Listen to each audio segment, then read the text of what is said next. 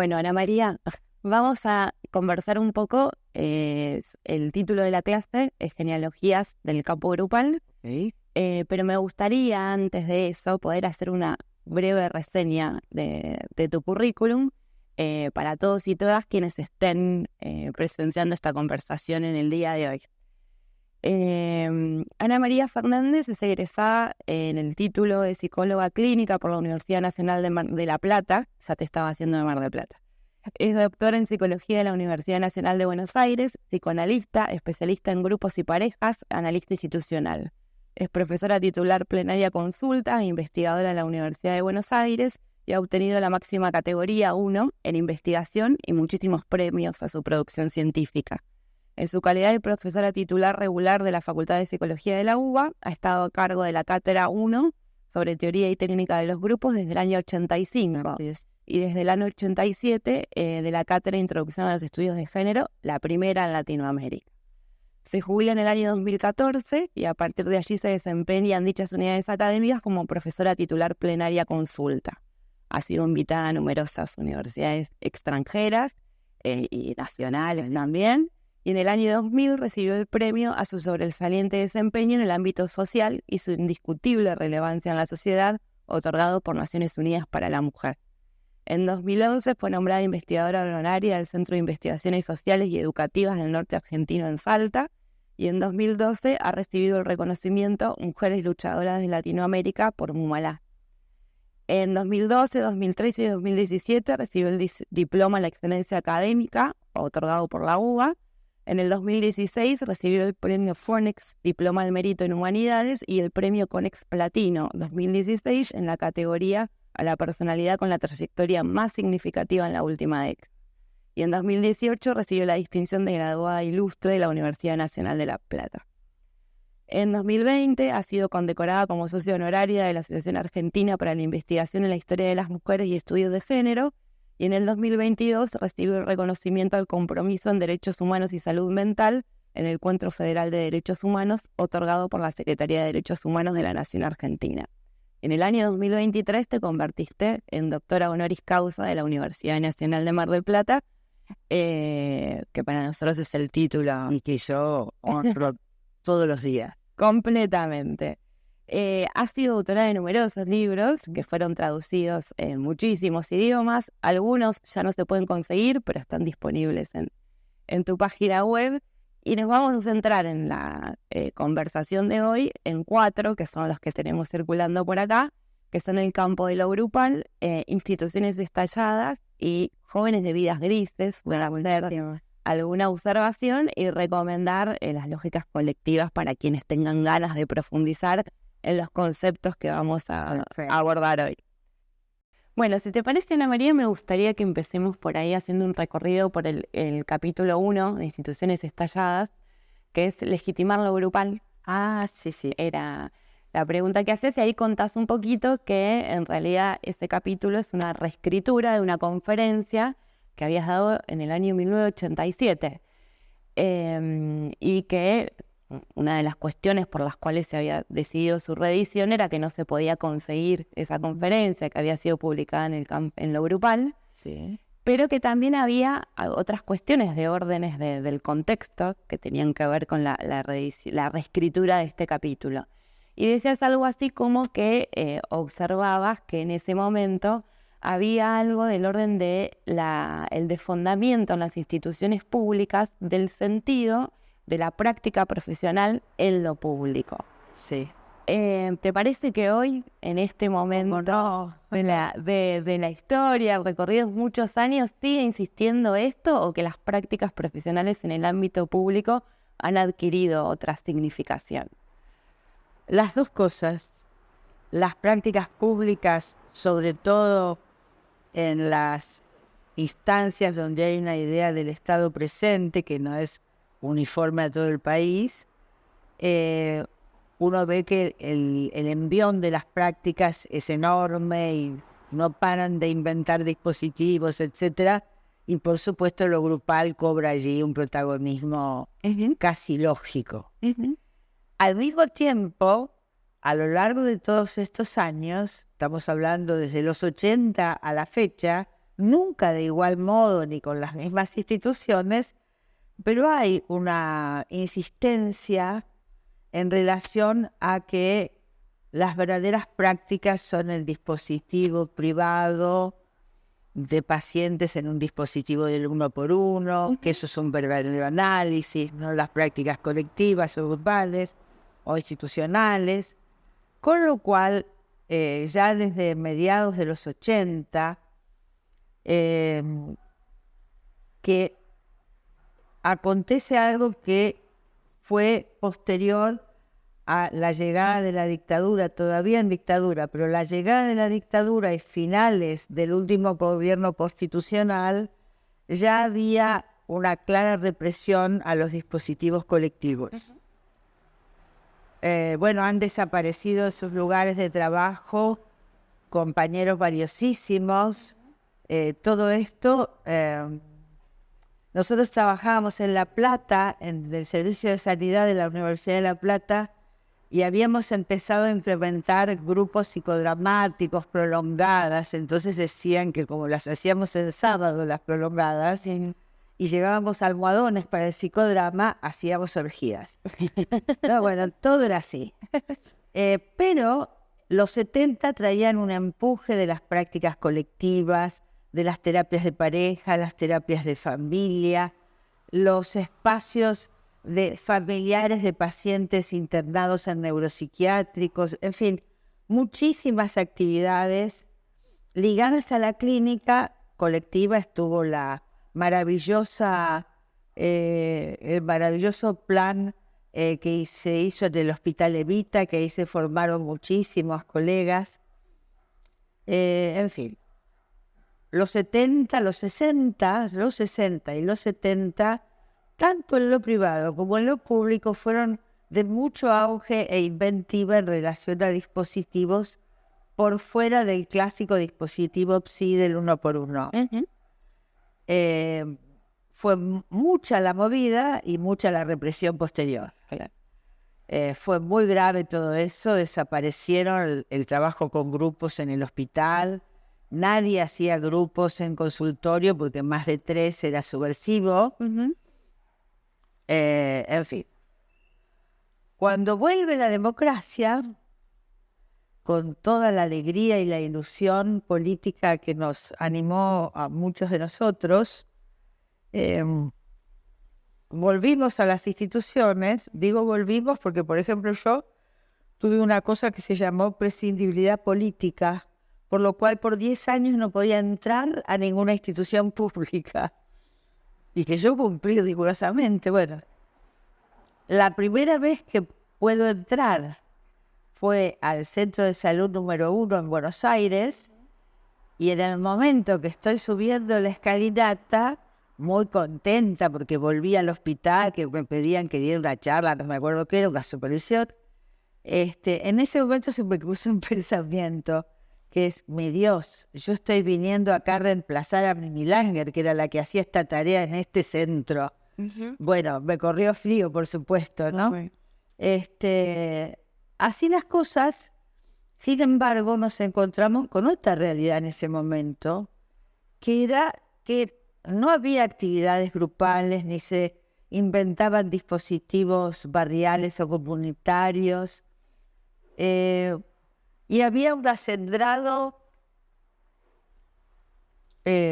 interés, sin discusión, sino esto venía como en una cosa de adhesión más que de debate de ideas, de las corrientes lacanianas que ya habían durante la dictadura, había avanzado las traducciones, y bueno, y entonces todo era lo que había sobrevivido en el espacio público, tenía esa orientación. Y acá yo quiero aclarar algo que me parece muy importante. En los debates del momento, algunos decían que los compañeros que hacían Lacan, estudiaban Lacan y empleaban estos dispositivos en el espacio público, eran cómplices de la dictadura. Además de que eso es una acusación gravísima, yo siempre que puedo digo que eso yo creo que no fue así para nada. Había gente que simpatizaba con la dictadura como en cualquier otra orientación. Podría verla, no sé, a lo mejor no, pero simplemente que al haber reprimido y retirado, exilado, insilado a todas esas corrientes que tenían una relación con lo social, gente politizada, etcétera, etcétera, Asociación de Psicólogos, la Asociación de Psiquiatras de la República Argentina, espacios que habían dado muchas cosas muy interesantes, todo eso estaba exilado o insilado. Insiliado es un término que empezamos a llamar a aquellos que no nos habíamos ido al extranjero, pero que estábamos, no digo clandestinos, pero que no aparecíamos públicamente ni hacíamos declaraciones de nada. Entonces, el terreno institucional, hospitalario, estaba como desarmado por aquellos que históricamente habían sostenido esos espacios con innovaciones. Y entonces los compañeros lacanianos desembarcaron y usaron la expansión que la situación les permitía. Pero es muy importante no confundir las cosas, ¿no? En ese momento la pelea o el debate era un poco injusto, violento, había mucho dolor en todos, entonces era fácil echarle la culpa a alguien, pero yo siempre que pude lo he aclarado, así que una vez más, ¿no? Pero bueno, ¿por qué legitimar lo grupal? Exactamente. Perdón el rodeo, pero había que contextuar, ¿no? Muchos años después se sigue teniendo como que legitimar lo grupal, ¿no? Antes de empezar un proceso de formación, como es el que propone este curso, un proceso de enseñanza, aprendizaje, primero hay que legitimar el dispositivo grupal, que es algo que a las prácticas hegemónicas no les pasa, ¿no? Sí, y que no sabemos cuál sería el parámetro de eficiencia o eficacia para una cosa como las psicoterapias, ¿no? De cualquier orientación. Legitimar lo grupal o todos los dispositivos que no fueran del uno por uno más clásicos, que es lo que ha ganado en distintas orientaciones, no solo en el psicoanálisis, ha ganado consenso que sería la práctica de un psicólogo o psicóloga. ¿Por qué legitimar aquello que no está legitimado o que no termina de legitimarse? Porque se produce en estas situaciones un proceso doble. Por un lado, se intenta aplicar lo más parecido posible al espacio privado, donde fue fundado el psicoanálisis, lo más parecido al dispositivo privado en el público. Con lo cual se produce cierta degradación del dispositivo de origen, porque, bueno, no vas a usar camillas de diván, aunque se han usado, hoy es más frecuente el cara a cara, pero al principio no lo era. Bueno, las sesiones serán de 20 minutos, en media hora, digo, en el privado tenés sesiones de 50 minutos, una hora, o sesiones que interrumpen en el momento adecuado de la cadena asociativa. Pero vos tenés como una versión degradada en lo público de lo privado y además se desoye, no hay interés, porque hay que ser lo más parecido al privado, de todos los recursos que te da la práctica en lo público.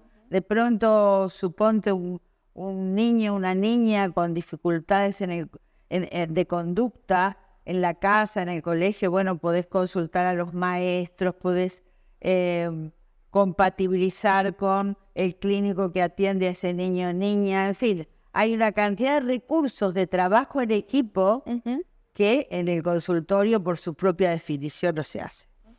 Vos decís algo así como que se piensa la diferencia entre lo público y lo privado en detrimento de lo público sin poder positivizar esa diferencia, ¿no? Y no usarla. No usarla como algo favorable. Entonces, sin duda, es una aplicación menos válida del dispositivo privado. Por otro lado, si te pones a coordinar grupos sin una formación específica, no vas a poder leer los microfenómenos que acontecen todo el tiempo y vas a naturalmente decir, no, prefiero el espacio privado, ahí se trabaja en serio, ¿no? Entonces hay una cosa muy particular donde se tiene cierta cosa despectiva sobre el trabajo en los grupos. Bueno, yo he trabajado muchísimo con técnicas psicodramáticas, y es fantástico todo lo que ahí acontece, ¿no? Pero tenés que saber leerlo. Para saber leerlo tenés que tener cierta idea de cómo se expresan los cuerpos, que no siempre se expresan de modo verbal. En general tienen su propio sistema. En lógicas colectivas, libro que mencionaste antes, yo avancé en cómo eran las relaciones y diferencias entre los significantes que deslizan, decía ahí, y los cuerpos que redundan en la escena, ¿no? Y entonces hay un lenguaje corporal que no tenemos por qué verbalizar, que no tenemos por qué hacerlo hablar como las palabras, sino que habla como cuerpos que son. ¿Y cómo habla? También en campo grupal trabajas un poco la idea de que, bueno, uno tiene que leer escenas en lo grupal, que es algo que diferencia por ahí de la práctica individual.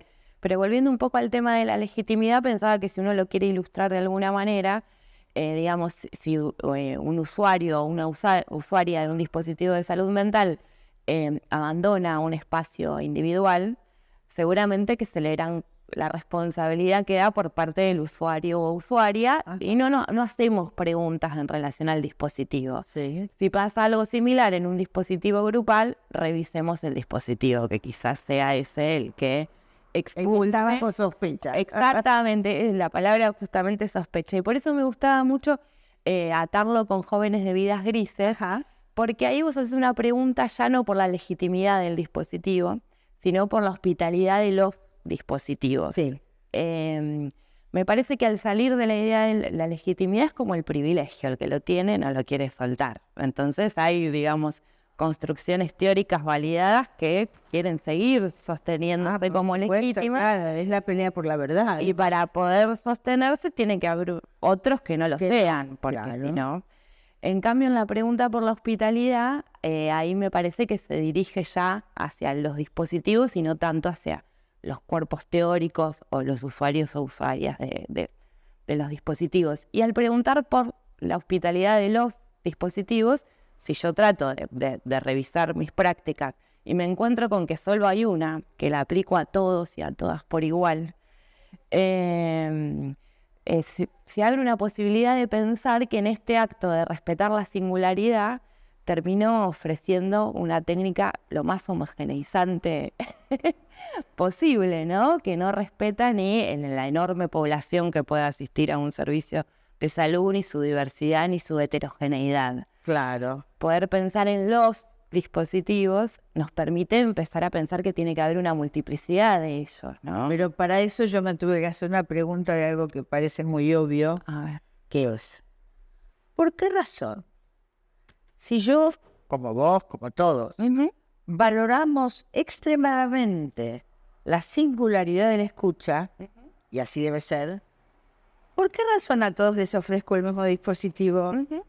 Si estoy diciendo que la escucha es singular, también habrá dispositivos más adecuados para unos que para otros, o más adecuados en una etapa del análisis que en otros. Suponte, una cosa con la que yo trabajo con cierta frecuencia y en general con buenos resultados es en la historia, en el marco de un tratamiento en un dispositivo del 1 por 1, a veces hacer una serie de entrevistas con algún familiar muy conflictivo, ¿no? Que puede ser el padre, la hija, la madre, la abuela, qué sé yo, la abuela no. Pero donde... Las abuelas nunca. No, las abuelas somos impecables. Obvio. Es curioso, ¿no? La vuelta maternante de la abuelitud tan de otro modo, tan de otro modo. También tiene mucha belleza eso. Total. Bueno, pero para no transformarme en una abuela chocha que soy, sigamos con el tema.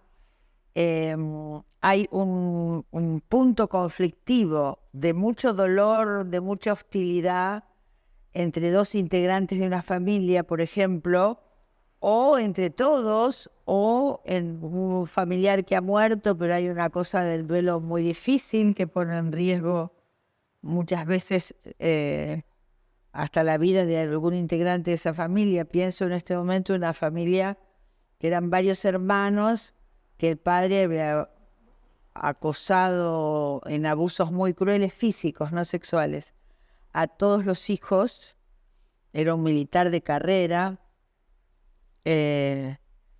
y consultan para un espacio colectivo de toda la familia cuando se suicida el hijo mayor. Y todos saben que se suicida por todos los castigos que tuvo. Nadie lo ha dicho en la casa. Fue muy interesante esa familia. Pero bueno, no siempre tenés logros espectaculares, pero a lo que voy es, se dieron cuenta que había que poner en palabras lo callado toda la vida después que su hermano se suicidó. Nunca habían hablado entre ellos, pero todos daban por sentado que era por la historia de los castigos recibidos. Como un implícito, ¿no? Bueno, podían cada cual tener su individual. Claro. Pero ahí había algo que ellos pidieron muy interesante, dificilísimo. Hay que sostener esos espacios, no es fácil. Pero son espacios que alojan también esa Por eso particularidad. lo asocio con lo que preguntabas por la hospitalidad. Ahí se produce una oferta hospitalaria que la pueden tomar o no, pero que en este caso así lo tomaron, aunque peleaban mucho con la idea de un tratamiento. No era que venían cantando, ¿no? Tenían sus resistencias, pero entendieron que algo tenían que hacer en el entre nosotros, que es distinto de lo que, en esa intersubjetividad, es distinto de aquello intrasubjetivo, que es lo que hago al pensarme, ¿no? Generalmente van uno con otro, pero hay momentos específicos en la vida de alguien o de un grupo familiar donde es necesario ese entre nos. Y se mueven cosas muy particulares y sobre todo en aquellas experiencias que vienen de trato cruel, de situaciones de mucha agresividad como modo de relación entre la familia, ¿no? En el entre de la familia. Y ahí recordando Ulloa, que él decía frente a la crueldad, miramiento y buen trato. Y es tan sabio eso. ¿Qué es el miramiento? Es mirar al otro viéndolo. Hay una expresión un poco antigua, pero que todavía puede usarse, que dice, bueno, no tuvo miramiento, le dijo una barbaridad, no tuvo miramiento, que era una persona mayor, suponte, ¿no? El miramiento es eso, es mirar, implementar recaudos. Si tengo que dar una noticia muy severa a alguien, bueno, tengo que tener miramiento. No le puedo decir, che, fulano, ¿sabés que tu papá se está por morir, tiene unos días de vida? Eso es no tener miramiento, ¿no? No mirar. Y yo, ¿por qué decía esto? Porque él decía que la ternura es la base ética del sujeto. O sea, una persona que ha vivido en una infancia de descampado, le llamo yo, eso, de descampado, no me sale otra palabra, difícilmente va a tener la facilidad de ubicarse en, no, esto no porque no lo merece fulano, esto sí porque no sé qué. Aquellas cuestiones que hacen a lo ético, a lo justo, a lo correcto, pueden dar de más o de menos, porque no tuvieron esa ternura base ética, ¿no? Uno, mejor ni pensar en figuras públicas, ¿no? Los ejemplos que se nos aparecen son un montón. también en instituciones estalladas vos decís algo que para mí es bellísimo, que estos debates, como de lo que estamos hablando ahora, sobre la legitimidad, sobre las prácticas profesionales, sobre los dispositivos, es un debate que se suele dar en el campo de lo académico, pero que hace falta una decisión política, ¿no? Para que algunas de estas cuestiones puedan empezar a correr y a circular de otra manera y con otra legitimidad. Pensaba un poco en nuestra facultad, que nuestra facultad, la Facultad de Psicología de Mar del Plata, después de haber sido cerrada durante la dictadura militar, cuando reabre en el 86, genera los grupos de reflexión para el aprendizaje de la psicología, que son una manera de recuperar lo que la dictadura había arrebatado en relación a la capacidad de eso, yo vine. Claro. Sí, me Te has acompañado mucho. Me acuerdo perfectamente la algarabía que generaba poder abrir esos espacios. Totalmente. Y es lo que nos da identidad en tanto facultad, porque ninguna otra facultad de Argentina de psicología tiene un espacio como este, ¿no? Donde los y las estudiantes durante 4 años de la carrera están en grupo con otros y otras, pensando lo que los afecta, y a lo largo de, digamos, los 4 años van dotando de sentido conceptual esa experiencia por las asignaturas que van acompañándolos en la formación. Es bellísimo. Hablando me voy recordando. Es un dispositivo muy bello, pero que siempre tuvo que legitimarse todo el tiempo. A cada rato. En la parte acá, total. Yo soy profesora y todavía estoy legitimando eso, porque en el marco de la academia somos una asignatura rara, que no impartimos contenidos teóricos, entonces hay que justificar nuestra existencia. Porque va a contramano de un instituido sociohistórico que es la noción de individuo. Yo solía hablar cuando daba clase de estas cosas de la ficción del individuo.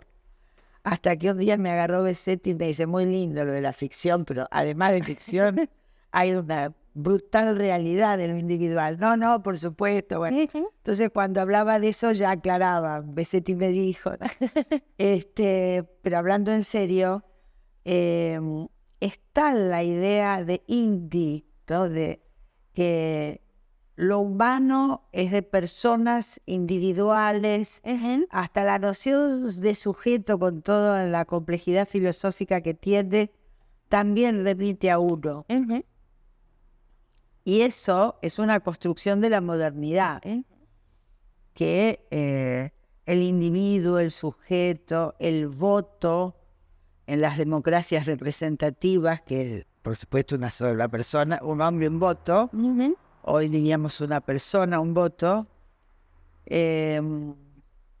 toda la política de la primera modernidad sobre los derechos es a ese sujeto de ciudadanía, que no eran todas las personas de la sociedad, sino eran esos varones propietarios, ni siquiera todos los hombres, propietarios, heterosexuales, disque, como dirían los mexicanos, disque heterosexual, cristianos, adultos, blancos, muy blancos, que fueron armando las diferencias desigualadas que se fueron entramando en distintos tipos de discriminación, de género, de sexo, de raza, ¿no?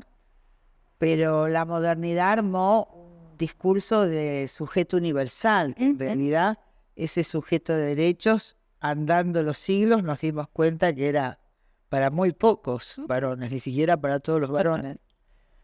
Pero, pero, por ejemplo, si un varón es muy pobre, no tiene lo que tiene un varón rico, los derechos que después tenemos que pensar que son privilegios, ¿no? Los derechos de ese varón rico, pero tiene más derechitos que su mujer, aunque sea de la misma clase social o no sea muy no blanca, ¿no? Se van enredando los dispositivos de desigualación. Un amigo de Colonial, Brofogel, habla de un paquete enredado de relaciones de poder. Por eso los desigualados, está bien que pelee cada cual por su reivindicación igualitaria, pero también tenemos que tener muy claro que en estas épocas o hacemos un frente de desigualados o nos comen los albatros. Totalmente. En estos momentos también pensaba, cuando hablabas de estas características de la modernidad, también esta cuestión de los espacios productivos, de competencia, donde uno tiene que adquirir más que el otro. En ese contexto, justificar un dispositivo como el que tenemos es muy difícil, ¿no? Porque en lugar de estar una hora y media... Ganar a tus compañeros y sacar notas más altas de pensar todos juntos, o estar esta hora y media acá en lugar de estar aprendiendo más bibliografía. Pero si hay algún efecto que creo que provoca, es que nuestros graduados y graduadas le tengan menos miedo a lo grupal en sus prácticas, ¿no? Tendríamos que sostenerlo con algún número empírico, pero digamos, tenemos impresión. Exactamente, la impresión de que los graduados y graduadas de Mar del Plata han recorrido esta experiencia y, digamos, lo grupal se les aparece como una opción de trabajo, un dispositivo posible todo el tiempo. Pero, digamos, con eso no alcanza. Tenemos un plus en relación a otras carreras, pero para formarse en el campo de lo grupal hay que hacer una formación muy exhaustiva. También vemos que por ahí en extensión es en el área donde más se utilizan los dispositivos grupales, porque también al no haber otras instituciones vigilanteando lo que se hace ahí, hay también como otra habilitación, ¿no?, al juego y a la creatividad. Pero cuando uno tiene la inquietud de formar un dispositivo grupal, se encuentra con, vos decís, una torre de Babel inabordable, ¿no? Decís en el campo grupal. Y hay que contar con alguna herramienta, con algunos recursos para poder ordenar. Una formación muy especializada, ¿no? No es cuestión de agregar a mi saber, sí, cualquiera sea mi orientación, algunas técnicas grupales para el juego, ¿no? Porque después la lectura que se hace de lo que acontece en el dispositivo es muy pobre. Y vuelven entonces a decir, ¿ves que no sirve? Mirá para qué poco sirve. Lo que pasa es que no sabes leerlo, porque está en las micropolíticas de las interacciones. Vos sabés que mientras contabas recién tu parecer, me dio ganas de comentarte que en los últimos años, ya hace unos 10 o 15 años, cuando llegó la edad mía de tener tesistas que piden dirección de tesis, de doctorado, de maestría, empecé a agruparlos en dispositivos grupales de trabajo, que nos reunimos una vez al mes con el paper de cada uno y todos discuten. Es muy maravilloso ver primero la velocidad a la que aprenden a armar pensamiento crítico, que no es eso, no me gusta, es, no, mirá esto. La solidaridad y como dicen, che, estuve leyendo tal cosa que pensé que para vos fulanito para tu tesis. ¿No? Y entonces, y además la angustia de una tesis de doctorado, que es terrible, porque yo me acuerdo cuando yo escribía mi tesis, un día me acostaba pensando, ay, qué genial esto que se me ocurrió, me dormía feliz. A la mañana me despertaba y el primer pensamiento era, no será un delirio. Claro, ¿qué van a decir de esto que estoy pensando? No sé si me preocupaba qué iban a decir, si no haber entrado en delirio, que era lo que era. Porque no tenía pares con quienes discutir, ¿no? Y me parece que es muy lindo el fenómeno colectivo que se produce ahí a contramano de lo individual rivalizante de lo que vos hacías mención. Totalmente. A estas personas que quieren entrar un poco a tratar de ordenar esa torre de Babel que vos decís que es la producción grupal, Argentina hay una producción enorme. Sí. ¿Qué recaudos, qué recomendación, por dónde para que empiecen a hacer su proceso de lectura del campo grupal en este caso? En primer movimiento, creo que tienen que ser personas que disfruten del debate de ideas. Porque la formación grupal no es un librito, el maestrito o el gran maestro, no importa. Es ir viendo cómo se van armando criterios, conceptos, en qué realidades históricas, ¿no? Y para eso uno no lee solo sobre grupos, sino que lee filosofía, lee un poco de historia, lee teoría política, ¿no? Toda la psicología de las masas hoy merece una profunda revisión, y eso no lo sacás de una galera, eso son muchas horas de estudio. También lo ideal de los dispositivos grupales es que sean producto de espacios interdisciplinarios, pero que apunten a la transdisciplina, es decir, en espacios de debate donde los fundamentos de mi propia disciplina estén cuestionados. Más allá de la formación más técnica específica, gente que le interese debatir, trabajar con otros, escuchar de qué lugar tan distinto otra profesión mira el fenómeno que yo estoy llevando a una supervisión colectiva. Y ya te estoy diciendo entonces que además de la formación tenemos que pensar en supervisiones colectivas. Me parece que es gente que le tiene que gustar también el presentar papers, el llevar sus papers a sus espacios de supervisión para discutir. Tiene que ser gente que le importe el pensamiento crítico y el interactuar con otros en la formación de su cabeza, ¿no? Bueno, también su cuerpo, porque bueno, si trabajas con psicodrama, por ejemplo, que a mí me gusta mucho hacer, hay uno aprende a leer desde su cuerpo el cuerpo de otro, ¿no? Hay situaciones que detecta tu cuerpo de alguna tensión por ahí que todavía no detectaste vos con tu cabeza, ¿no? Pero resulta que te empieza un dolor de estómago en la boca. Yo digo la boca del estómago porque es mi lugar, ¿no? No ubicaste qué está pasando ahí, pero algo serio está pasando, ¿no? Hasta que aprendes a leer. O por ahí no sabes qué está pasando. Decís, ay, estoy con un dolorcito de estómago que me agarra cuando estoy nerviosa. ¿Qué estará pasando? Y es genial porque además, como uno está confesando el dolor, pueden aparecer cosas muy graciosas, pero también hay algo que estás diciendo. Miren, no sé de qué se trata, pero mi cuerpo está registrando algo, ¿no? No solo leo. Esto es muy importante. Nuestra formación de cualquier orientación es una formación básicamente de lo discursivo, ¿no? Y entonces leo, en el caso del psicoanálisis, cómo en un grupo deslizan significantes, cómo anudan determinadas palabras o expresiones, y todo eso es fantástico. Pero, vuelvo a decir, pero los cuerpos están ahí también poniendo algo que puede ser un sentido o puede ser presentido, pero están ahí redundando para afectar, digo yo, ¿no? Y ese redundar para afectar es muy importante aprender a leerlo desde chiquitos.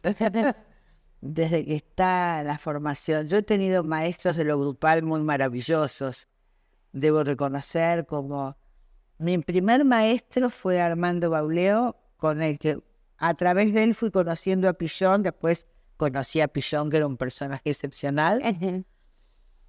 Después, ya más ligada al psicoanálisis y el psicodrama, fueron Tato Pavlovsky, Hernán Kesselman, el propio Ulloa. Verlos a Hernán y Tato coordinar un psicodrama de 600 personas era una cosa de un placer estético. Ellos iban caminando y conversando entre ellos, ¿te parece que no sé qué, no sé cuánto, no? Y vos primero que veías dos que se conocían un montón, que había intimidad entre ellos, pero al mismo tiempo una capacidad que vos decías, pero esto lo sacó de la galera, y aparecía, ¿no? Había, y además eran muy creativos en la invención psicodramática. Una vez me acuerdo, estábamos teorizando entre todos cómo era esto de la multiplicación dramática que ellos estaban empezando a inventar. Y en un grupo que teníamos de discusión y de formación, traían cosas y las íbamos viendo y las hacíamos y qué sé yo. Y en un momento yo coordino con una compañera una escena de no me acuerdo, ya no me acuerdo de qué, y yo creía que había estado genia. Y Tato, ¿cómo lo ves, Tato? Le digo, bien, me dijo, con esa pipa, ¿no? Y la pata así. Bien, pero un poco aburridito, Ana. Yo me quería morir. Un poco aburridito. Él que había detectado que yo no había dejado volar la imaginación, que había hecho la faena, lo que hay que hacer, Claro. ¿no? No, pero casi muero. Casi muero. Yo había sido niña siempre 10, ¿viste? Pero me bajó de un ondazo tan bien. Ulloa estuvo acá en Mar del Plata, ayudó mucho en la constitución de los grupos de reflexión, y me acuerdo que también lo que él había aportado como muy novedoso en ese momento era la idea de la mirada clínica, porque era el momento de toda la escucha, ¿no? Sí. Y abrir a la idea de que también tiene que haber una mirada clínica, también es lo que abre un poco a la lectura de la escena y a eso que se capta en lo grupal, en el cuerpo, como decías también, ¿no? Sí. Y pensaba, me estoy acordando de algo que no teníamos pensado, pero vos trabajás mucho con el análisis de la implicación subjetiva, que también me parece que es algo maravilloso para quienes trabajan. También Para todos, se arman ¿no? un Pero- dispositivo colectivo. Sí. Y sí, sobre todo cuando fue avanzando la temática de las diversidades, por ejemplo, que el mundo gay, lésbico salía del closet. Hay algo de cierta imparcialidad en la escucha que tenés que haber revisado desde qué lugar sexuado vos hablás y revisar muchísimo tus propios prejuicios. Yo muchas veces escucho en congresos y eso, terapias de pareja o ejemplos de terapias de pareja de personas gay o lésbicas, y me doy cuenta que ese terapeuta o esa terapeuta da por sentado que el vínculo amoroso es igual que en la heterosexualidad, y que si vos dijeras que tiene sus particularidades sería un modo de prejuicio. Prejuicio es suponer que el modo amoroso de lo hetero es universal. Claro.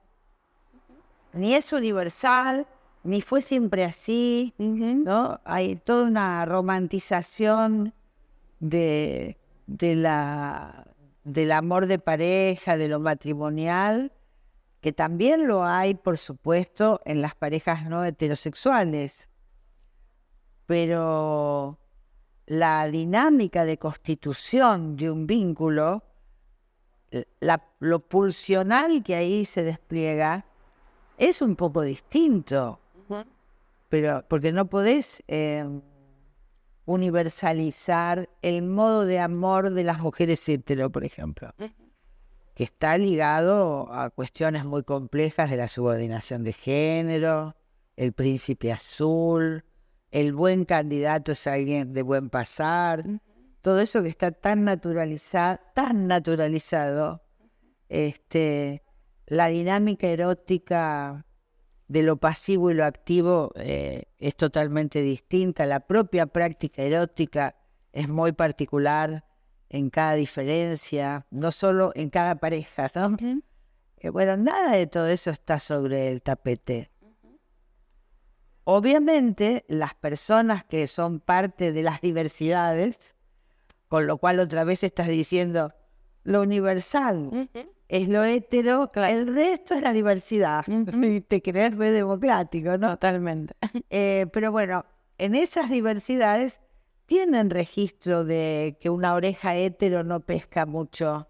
Y entonces, con mucha salud mental, te puedo hablar así, Ahora es así. ahora es así, bien, con mucha perspicacia, suelen buscar más bien colegas que trabajan en sus propios movimientos sociales, Claro. o porque pertenecen a ese modo de la diversidad, o porque tienen una mirada revisitada. Pero de todo esto, ¿de qué está hablando? De un retraso y de un costado normativo que es necesario rever en la implicación. Y hay que estar muy atento, atenta. Me acuerdo una vez que como parte de una investigación hicimos un grupo donde había distintas diversidades, vuelvo a decir con comillas la palabra las diversidades, ¿no? Porque si no sos diverso, sos hegemónico. Pero todo esto no está muy presente, ¿no? Me acuerdo que había una muchacha trans muy conurbano, muy pollerita cortita, cortona, tacos aguja, con un desparpajo, y tenía esa cosa rea de barrio, ¿no? Y era muy impresionante porque estábamos todos como muy atraídos por este personaje, pero uno no sabía si desde qué lugar te atraía. Sí, en su aspecto femenino trans y qué movía tuyo, varón, mujer, no sabemos, porque además eso es todo una cosa muy compleja. Pero vos te sentías muy atraído, pero no ubicabas desde qué lugar tuyo estaba ese atractivo. Y yo estaba bastante perturbada por todo esto. Y me acuerdo que yo, cuando coordino grupos, el encuadre es... Y no podía, me pasé de horario, no podía cortar. Pero en mí es rarísimo eso. Y creo que tenía que ver con este momento de perturbación del que hablo. Bueno, todo eso hay que verlo, ¿no? Hay que analizarlo. Claro. Y pensaba por ahí que a la inversa de lo que decíamos al principio, donde lo público, post dictadura, lo público se había parecido más a lo que ocurría en lo privado. Lo público ha tomado un poco, ha salido al frente y ha alojado todas las problemáticas que empiezan a ser, no nuevas, que se vuelven a ser visibles a través de todo el movimiento político que hace con las mujeres y las diversidades. Ahí es como que el Estado encabeza ese proceso, porque a veces alojan mucho mejor los dispositivos que se generan desde lo público que desde lo privado, donde tengo que ver si ese profesional o esa profesional forma parte de algún colectivo o si no quizás termine en alguna escena mala. Y pensaba, ¿qué impacto te parece que estas nuevas problemáticas y qué oportunidad le traen, no estas nuevas, les digo, estas problemáticas que ahora se visibilizan, qué oportunidad abren a lo público, ¿no? Bueno, en primer lugar, complejidad. Una enorme complejidad porque todo el mundo tiene que revisarse de punta a rabo, ¿no? Y no todos tienen ese coraje. Pero, bueno, por ejemplo, yo me acuerdo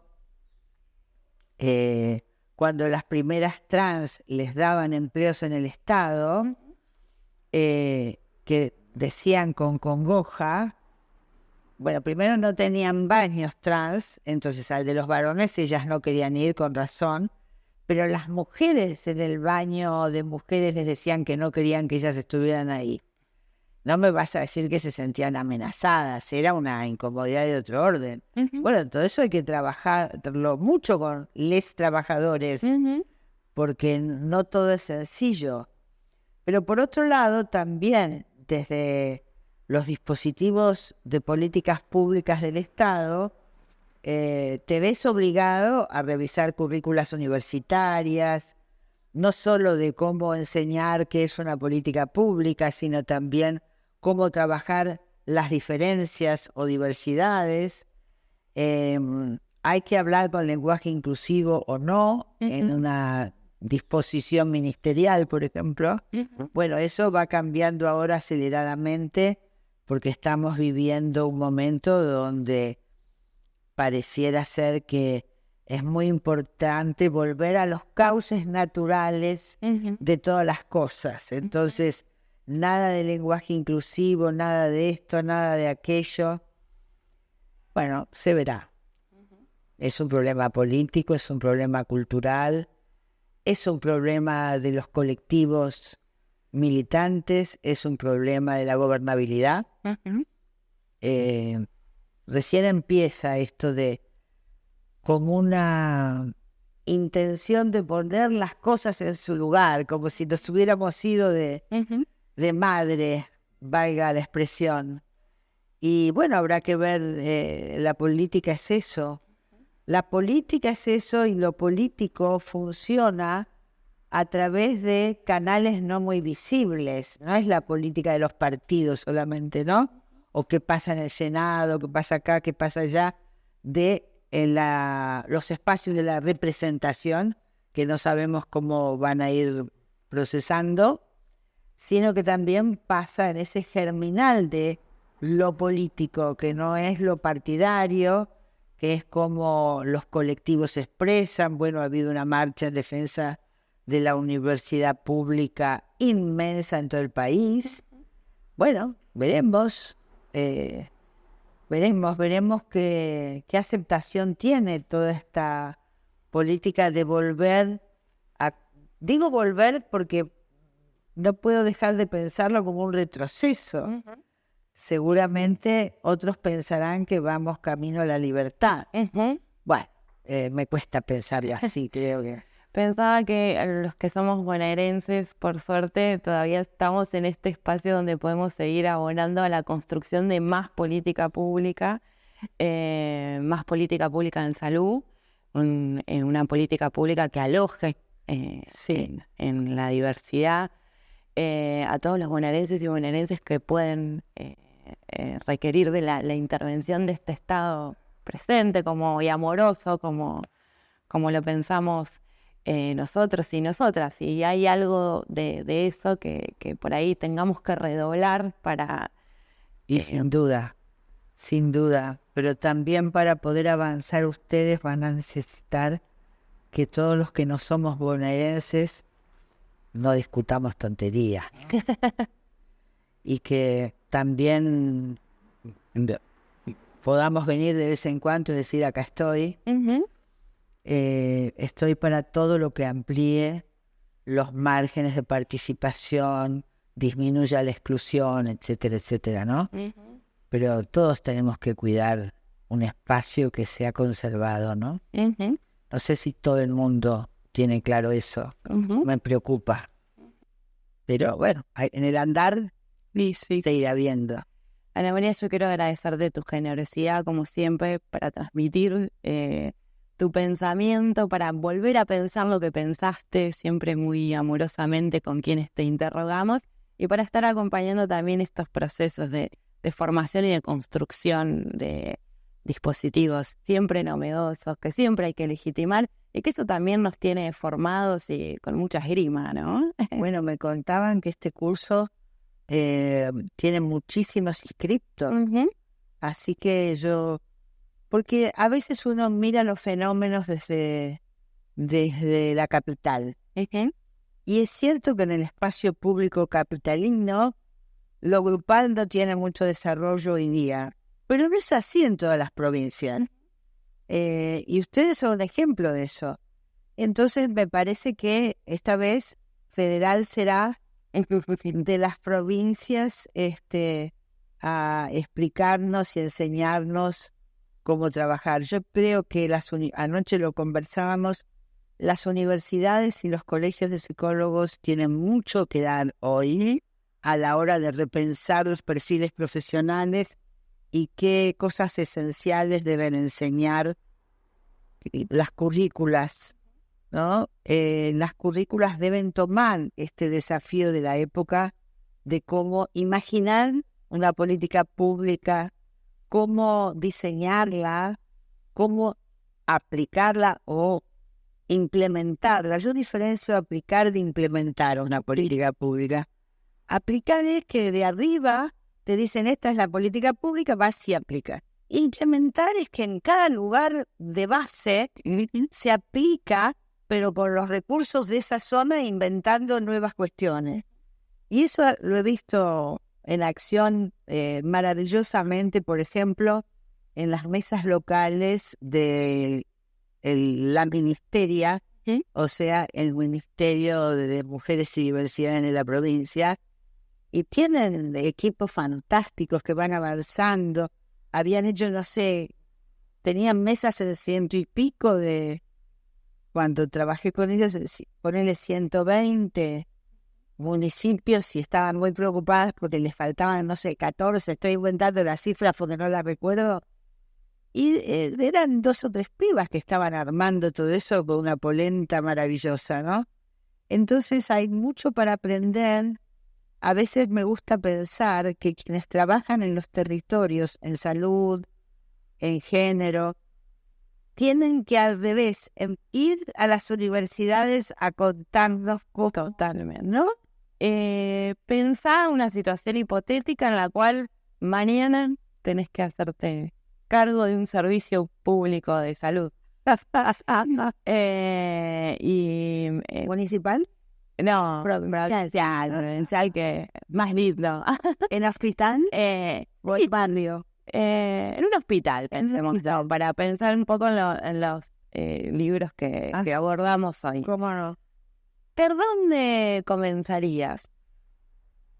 Bueno, yo no sé por dónde empezaría, pero sé qué cosas al poco tiempo tendría que haber. Bien, porque cómo empezaría depende de la correlación de fuerzas.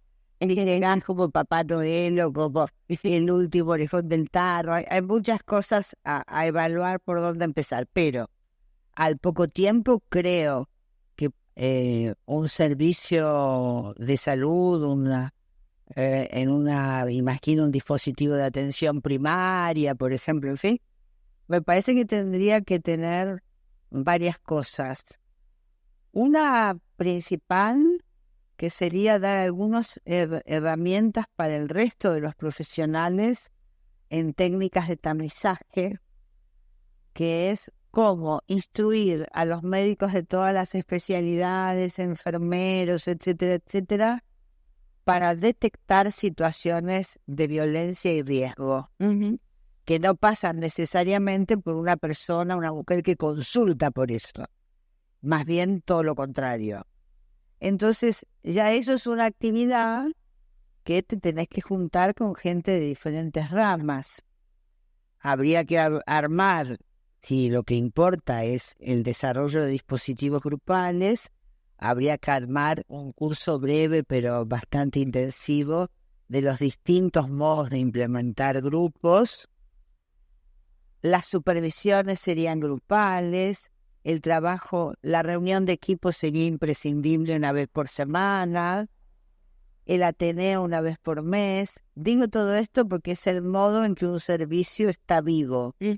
Presentarse en congresos discutiendo tal cosa, incorporar a todos los debates internos, a las trabajadoras sociales, a las enfermeras, que hay gente con una capacidad de interacción en la comunidad enorme y que a veces se los considera profesionales de segunda. Es decir, a mí me parece que todas las especialidades tendrían que estar conversando, que creo que un espacio de conversación transversal, cuando digo conversación lo digo en el sentido técnico, ¿no? Solo de tomar mate, ¿no? También porque a veces por fuera de los dispositivos establecidos se cocinan cosas muy buenas, pero bueno, en lo establecido me parece que hay que poner a todo el servicio a conversar, y establecer rápidamente relaciones comunitarias.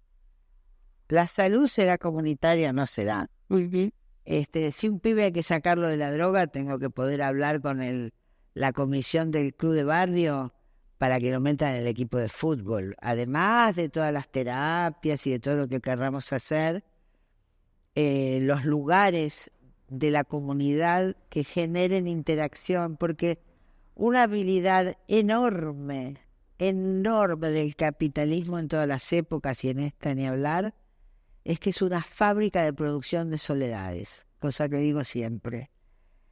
Porque entre más solo estoy, más frágil me siento, cada vez pienso que puedo menos, ¿no?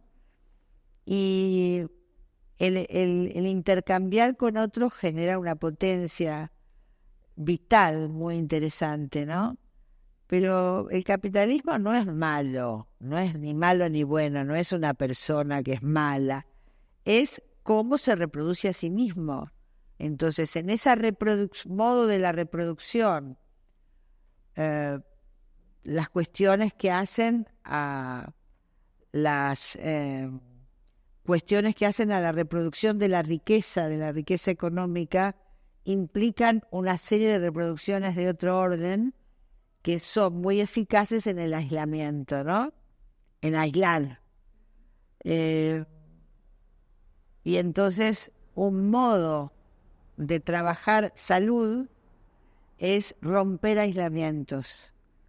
Y más allá de las cosas específicas, que la vacunación, que esto, que el otro, pero romper aislamientos en las situaciones de los pacientes que consultan, pero también los aislamientos de los profesionales, del personal de maestranza. Digo, hay algo del entre todos o entre algunos que es lo colectivo, lo grupal, la pequeña asociación, la gran asociación.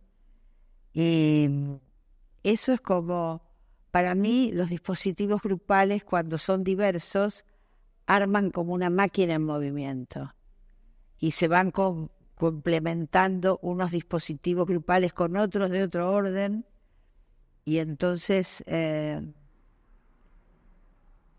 ir a trabajar es un motivo de alegría porque estás transformando el dolor del aislamiento y los síntomas y las enfermedades en salud colectiva.